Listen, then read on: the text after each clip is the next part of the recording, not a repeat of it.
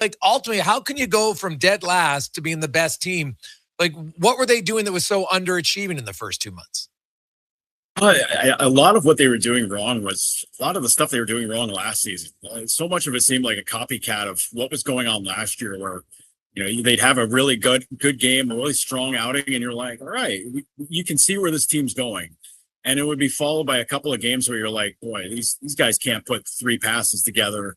The goals aren't coming. Goalies are playing out of their mind, but they can't score any goals, or just microaggressions against themselves where they're getting beat. And oddly enough, things turned around when they headed out to Western Canada. They lose a 7-5 game to Calgary. They get swept by the Flames during the season. They lost, I think it was like 5-1 or 5-2 at home to Calgary.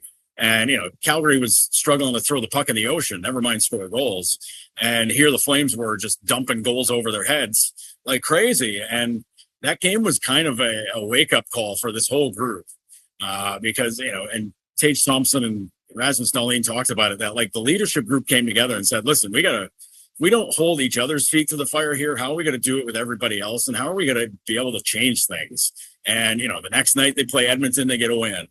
Then they go Vancouver, Seattle, they get a couple of wins there. They come home. Adams is gone. He's fired. That Calgary game probably put it to bed for him. But from that point on, they just rolled. They've been just a completely different team. And it's, it kind of leaves your head spinning to remember how down in the dumps this team was the first month and a half, 2 months of the season. And to watch them play now, and you're like, it's all the same players, but the teams are not the same. This is a completely different group the way they play.